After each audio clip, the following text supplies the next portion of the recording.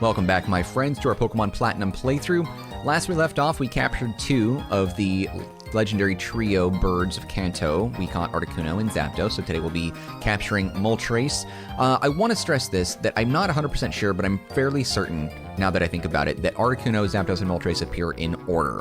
Articuno, Uno, Zapdos, Dos, and then Moltres, Trace. So the first one you should run into is Articuno, and then obviously Zapdos, and then for me it's Moltres. Now, if you can confirm that for me, leave it in the comment section down below. I just thought it was odd that I ran into Articuno first and then Zapdos second, and now Moltres is the final one. To recap how you can obtain these Pokemon, the first thing you want to do is make sure that you've beaten the Elite Four. You have to do that. The second thing, which is another pretty big objective, is to see, not capture, but see all 210 Pokemon of Sinnoh to complete the Pokedex. Now, I use the word complete loosely there because you don't have to capture all the Pokemon. Rowan just wants you to see them all. Once you have seen all 210, you're going to come here to San Jim Town. You're going to go inside the Pokemon Research Lab to my immediate right, and then you are going to talk to Professor Rowan.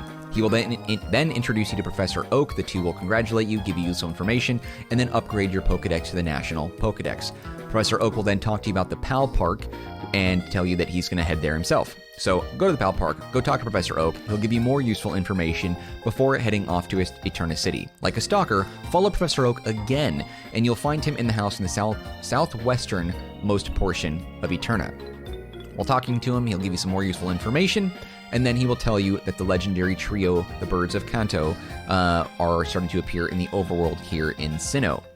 So from there, you want to make sure that you stock them on Ultra Balls, and I highly recommend they have a Pokemon that knows Mean Look. Golbat or Crobat will do. I have a Crobat that knows it. Very, very useful in catching Mesprit of the Lake Trio, but also very useful for catching any Pokemon that you do not want to flee from you, including the legendary birds here.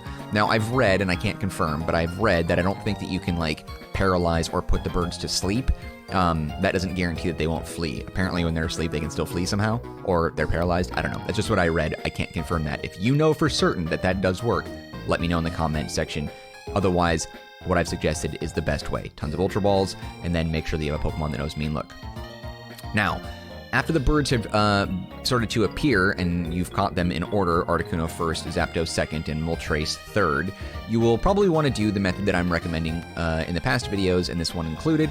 Come to San Jim and basically bounce back and forth between Route 201 and San Jim. Just walk back and forth.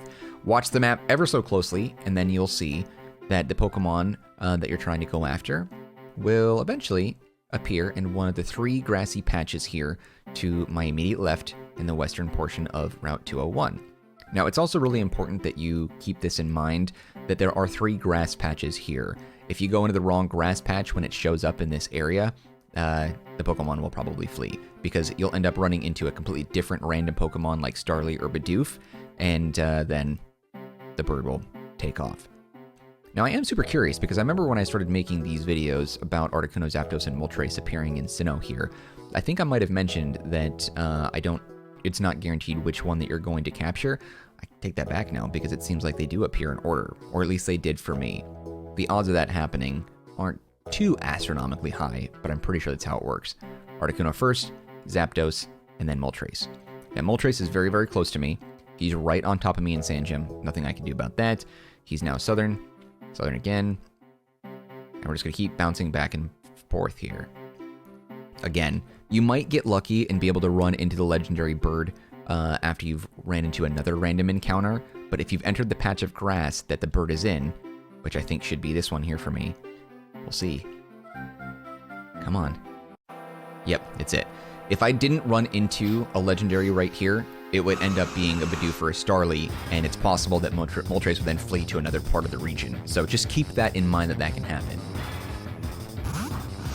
Now, just for the sake of time, because I'm just showing you how to do this, and I don't really care to go through the actual experience myself, make sure you have Pokemon that knows Mean Look by this point, so you can lock the Pokemon into the battle and avoid them from fleeing. From there, you want a Pokemon that knows something like Full Swipe, or something that can paralyze, put him to sleep, whatever, but don't do something that does damage round over round like burns or poisons, because that might come back to bite you.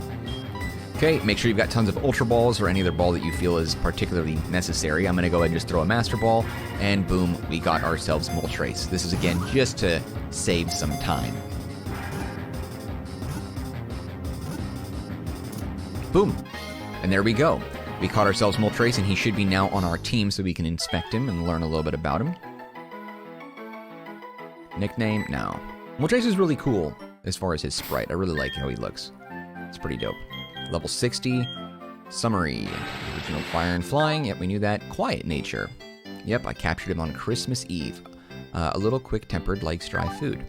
Attack 141, defense 118, special attack 173, special defense 113, and 112 for speed.